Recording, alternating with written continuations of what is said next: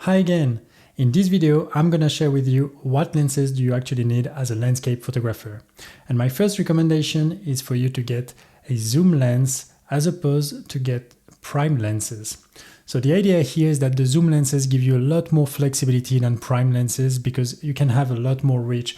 You can stay in place and be able to zoom in and out from any location. So of course, you will lose a little bit on quality, but the flexibility that it gives you is so much more important because you can't always move with the prime lenses. Like in landscape, at least with the prime lenses, you can't always move wherever you want to go because it's not always that easy, that simple. You might be on the edge of a cliff or whatever, or like a mountain which is super far away, then you can't really do it. Then zoom lenses will really help you. And talking about quality, so in terms of the lenses that you should purchase when you're looking for one, is look for a lens from your camera maker, because then you're sure to get the best quality you can have. And of course, it's made by your camera maker, so it's very compatible and you won't have any issues.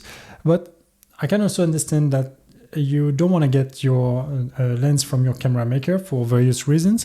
And then you might want to go for a third-party maker. And there are like few of them that are like very reputable.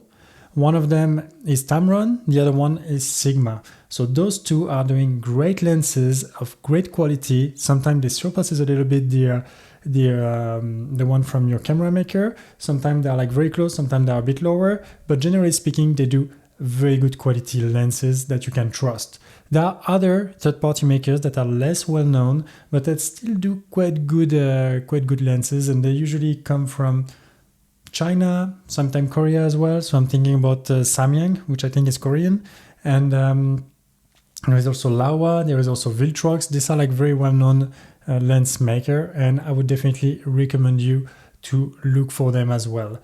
Do not go for lenses that are like very cheap and that everybody is praising you as being the best. If they were really the best, everybody would buy those. And that's not the case as far as I'm concerned. So don't go for those, like really don't go for those. You're better off buying a second-hand lens from your camera maker or from any of the other brands I mentioned before, and making sure that it works well and you control it well and that everything goes well with your camera. Then you are better off buying this than buying a very cheap and poor quality lens. Trust me. So go for this and make sure that it's all good for you. So while I'm at it now, feel free to subscribe to my YouTube channel if you like the content I'm providing, or at least to give me a thumbs up for this video if you like this video in particular. That would be really amazing. It supports me, and that's always rewarding. Thanks a lot for that. And so let's continue and go into the core of the topic now. So the first lens that I would recommend you to buy on top of your kit lens that you most probably got with your camera, we'll talk about it a bit later, it's a wide angle lens, like an ultra wide angle lens. So this is a Fujifilm XF 10 to 24 millimeters f4.0. So it's equivalent to something like 15 to 30 millimeters on full frame. And so it's a great lens because that's a lens that allow you to do like very wide landscape, that allow you to do a lot of seascape, any kind of night photography like Milky Way or the Northern Lights. So that's very practical, and it really gives you the opportunity to shoot very gigantic landscapes and make everything look very impressive. And as I'm talking, you probably also see some few pictures that I'm showing you that I shot with this lens. And you've got a few of them that are a bit wider than this from various brands, so you can also go wider. But the wider you go, sometimes the more complicated it gets. They become more and more specific as you go wider. So that's why I find the 10 millimeters, to be definitely a great compromise. If it makes everything look gigantic and so on, there is also some challenges with those kind of lenses. It's the fact that you really need to work for your composition, and that can get a bit difficult in some situations. By the way, if you're interested you can take a look at this video. I recorded a video explaining how to use a wide angle lens. That's pretty helpful, I guess. So if you want to have like a more detailed review like on how to use it, then take a look here and you will have more information. So yes, those lenses also come with their challenges, and especially since they're so wide, you can get so many things in your frame, and it can be in a way dangerous to like have too many things and have a picture that becomes overwhelming. So you really need to work and learn how to use it properly. And in some cases, you can shoot night photography with those. In my case, I can't, because it's a f4.0, and you want to have a lens that opens at maximum f2.8 or lower. Like for example, I have here the Samyang 12mm f2.0, and that's really an amazing lens for night photography when it comes to Milky Way and Northern Lights. I've shot like countless shots with this, and I really love it. My only regret is that it's not wider, like at 10mm or even possibly 8mm, but 10 would be definitely great at f2.0. That would really make a big difference. But for now, that's what I have, and I'm pretty happy with it. You guys, if you want to know as well anything about the lenses I'm going to talk about, if you have any questions about them, like feel free to let me know in the comment section below. That would be really amazing to open up the discussion, and I'd be answering, or even maybe doing some videos about some topics you're interested in. So feel free to let me know. Now let's go to the second lens. So this is the kit lens. So this one is 18 to 55 millimeters, which is equivalent to 24 to 70 millimeters on full frame cameras. So this is usually the lens which is sold with your camera when you buy it, if you buy it in a kit. And this is surprisingly, as I was sorting some pictures for this video, I actually realized that some of my favorite pictures are actually stemming from this lens, which was kind of surprising because I don't really use it a lot. It's probably like a fourth of the picture I'm taking is with this lens, probably a half with that one, and another fourth with this one. And I was quite surprised. So that's definitely a lens that you want to consider. It's very good for woodland and for street photography, streetscape, if I can say, cityscape, even some wide landscapes. The big advantage is that you don't have you have to work a lot with this lens, but you don't have to work the same way you do with a wide angle lens. Like everything, like you can shoot pretty much at almost high sight with these kind of lenses. You don't have to go very low and like find a very subject that you would go very close to. Now you want to go actually a little bit further away, and you want to make sure that you capture some of your foreground that's well detached from your background, from your middle ground. And this lens will allow you to basically have everything in place and well isolated without having everything overwhelming, which is actually a very, very nice lens for this. So it doesn't zoom too much, so you don't get too close.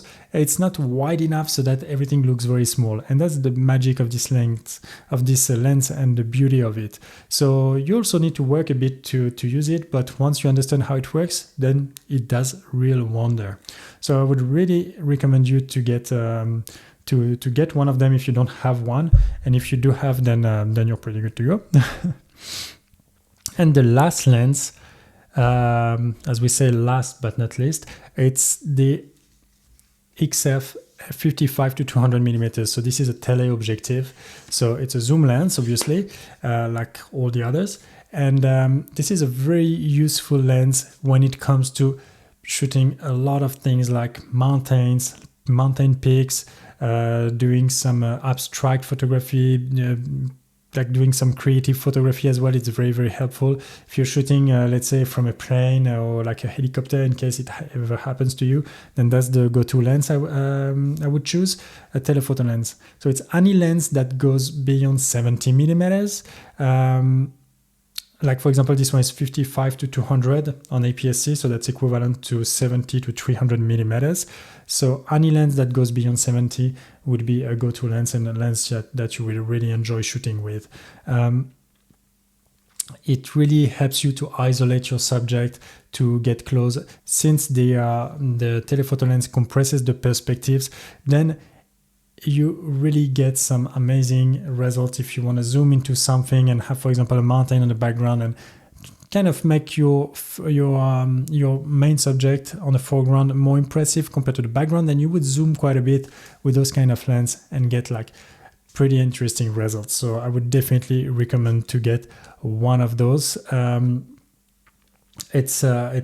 mean, especially in this one in Fuji, it's like fairly small for what it is. You also have those kind of lenses, which is here the XF 100 to 400 millimeters. It's usually a lens which is known by the wildlife photographer. So I use it when I shoot wildlife, which is definitely enjoyable, but not really the topic here. And I like it. It takes nice pictures, and I also can shoot landscape with it. So definitely enjoying it.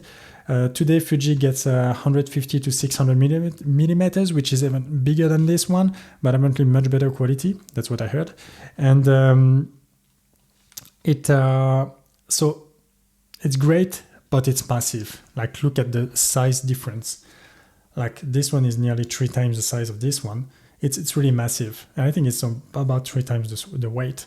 And it's definitely too big. So I really take it with me if I go to the mountain or if I go somewhere else. It's definitely important for me to be able to carry everything on my back, to be able to carry all my gear. And if I get something that weighs a lot and takes a lot of space in my backpack, then I'd rather not take it.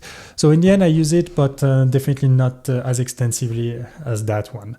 And the last thing I want to add to all of that is that when you go somewhere, bring all your gear. Don't let anything behind. Don't think that you won't need, for example, your telephoto lens or your wide-angle lens. You might need any of them. Like when I'm running workshops and people ask me, "Hey Remy, what lens should we take for this shoot?" And I'm like, "Well, take all of them." I don't know all situations. I don't know how all the light might be striking in some places or not in some situations. And you might actually need your telephoto lens or your wide angle or whatever lens. And then if you don't have it, you'll be frustrated and you'll be like, "Oh, if I knew, I should have taken it." So really bring all the lenses. As you can see, they're not like massive. If I take the 4 of them, it's not a huge set to take with me. In some cases, you could also replace those 2 lenses with only one lens. For example, I know that Tamron has a 18 to 300 millimeters for Fuji, which means that it will replace the 2. So you are trading a little bit on quality in this case, but you're also gaining on practicality. And in some instances, practicality is better than quality. Trust me. If you go in the desert, for example, you might struggle to shoot some you might struggle to change your lenses in the desert because of the wind, because of the sand. And so having like only one lens that has like a very wide reach, a very wide focal length, then you're going to be better off, and it's going to be like so much easier. Or if you're driving a lot and you need to change that constantly, this happened to me, and it's not practical. So you'd rather have like practicality over quality. That's pretty much what I can say here. So I really hope that this video was helpful. Once again, if you have some questions, then feel free to ask me in the comment section below. I'd be definitely happy to reply to you or even create some videos about it. And I hope this was helpful, that you learned something, that it will help you in your choice of lenses for the for your upcoming purchase, if any. And with that, I wish you good luck with your photography, and see you next week in a new video.